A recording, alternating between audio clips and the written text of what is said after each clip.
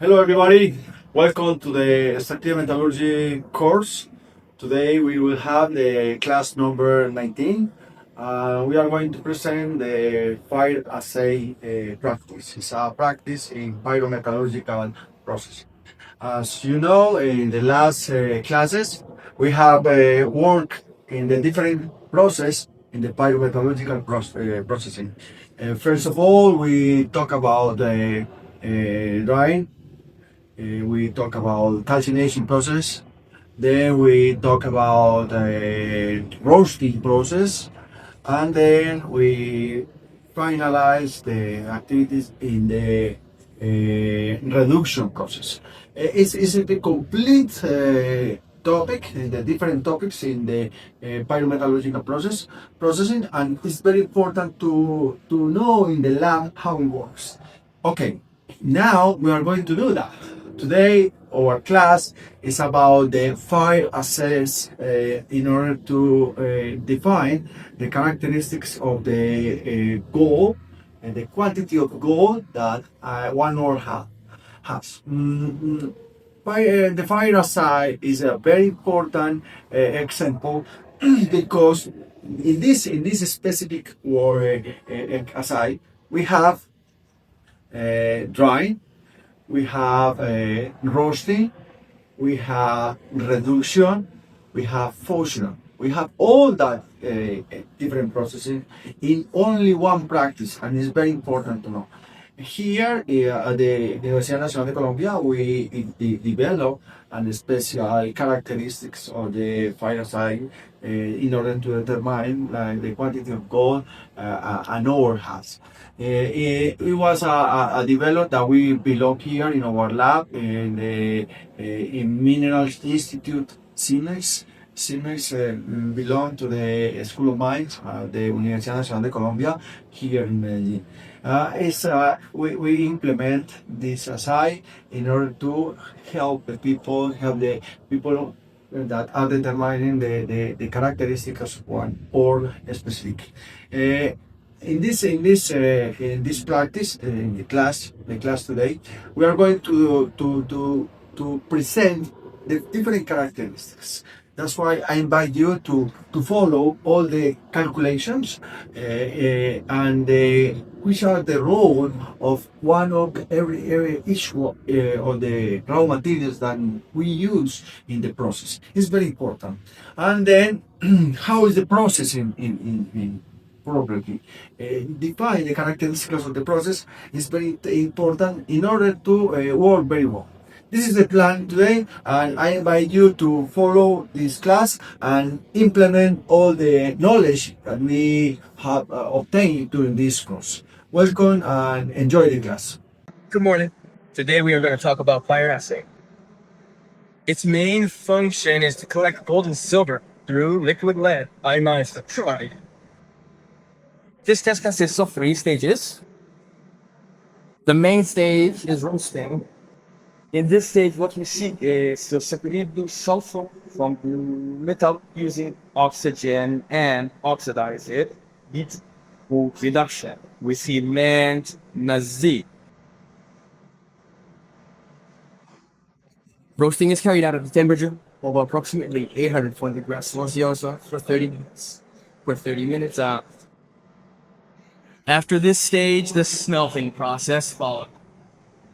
To do this, we need to create a charge from infusing elements in order to obtain 2 liquid phases. The slag, which is mainly composed of compound lead, and the lead button, in which we find the materials of interest, which are gold and silver brown.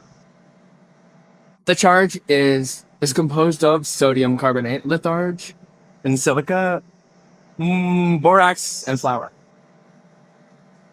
In this stage, what we seek is for the carbon to associate with oxygen and be able to obtain the metal, and carbon dioxide would be formed as a gas. After this, once the lead button has been separated from the slag, it is taken to the cupellation stage, in which the furnace heated to a temperature of approximately 920 pesos for 3 hours. At this stage, the cupella absorbs all the liquid lead, and we can obtain the gold and silver button, which is dissolved, and the readings are taken using spectrophotometry. Next, we will look at how roasting and the smelting parts are carried out. We are currently in the roasted stage. These are the nuclei. The flakes are at 850 grams. So now, Camilo will be able to demonstrate how the cupellation is done inside these small flakes.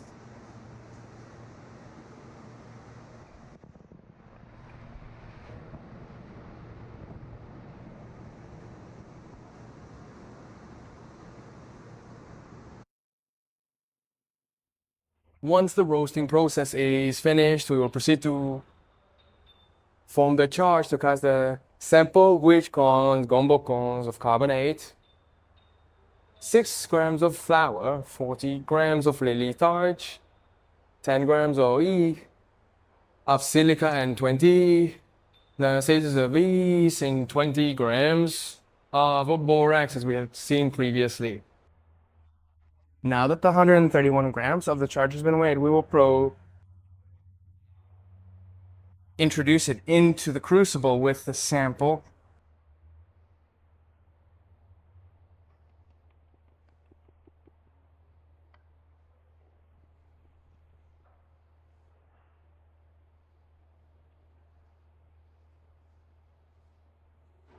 The idea is to try to image the entire sample in the charge.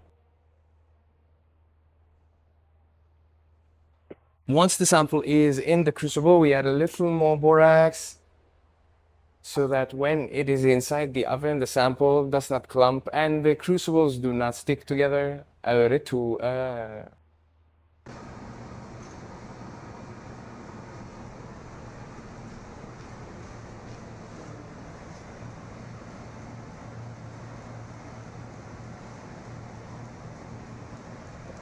We must be very careful because the thermal shocking causes the silica that is currently being converted into lava to start exploding as it cools.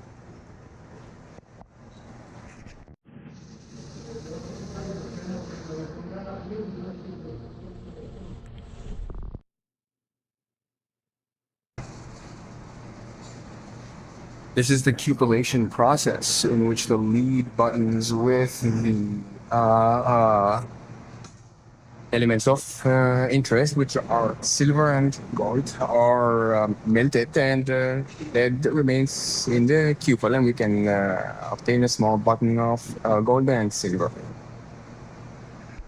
Okay, welcome again. You have seen the different characteristics of the fire assay implemented in our lab. It's a very good way to finish the class about pyrometallurgical processing in extractive metallurgy course. It's very clear that it's necessary to work very fine in order to define the characteristics of the raw materials, to present the role of each raw material, and to prepare the sample in a good way. To work in the lab, we have to very well prepare in order to work in the lab. Sometimes it's not easy to be clear on how to work in the lab, because you need to be all the knowledge on the theoretical knowledge very well in order to apply the knowledge in the lab, or to use the characteristics in the lab. Is for this course, it's clear that we are not follow a recipe. The recipe is a way to work, but in this level that we have as engineers, it's necessary to work with fundamentals. You need to know the principles. You need to know the characteristics of the raw materials. You need to know how is the role of the materials and how it works. How is the furnace, how are the time, how are the reaction that is producing them. And when the process finish, you need to define the characteristics of the materials. Feel identify the temperature, identify the characteristics of the melting of the sample. How was the sound? How is the color? It's necessary to practice a lot. That's why it's necessary to be clear all the fundamentals to work in this special area. I invite you to be very rigorous in the work in the lab, to be very commitment with the people who work in the lab, to use all the in production that you need to work, especially in high temperature processing, because health is the most important, and people are the clear necessary to be clear of the role of the people who are working in the lab. This is very important for us. Is clear that. With this example, we finish all the pyrometallurgical part of this course, and we are going to continue with the next classes. The first is about electrometallurgical processing. It's a very important topic that we are going to present in the class number 20.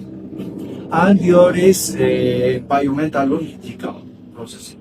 Biometallurgical is a very important area that is growing in the companies, the real world, in the world of the production.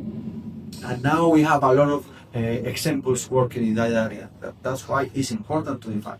And to finish the course, we are going to present the environmental aspects of the extractive metallurgy, and the last class will be a field trip.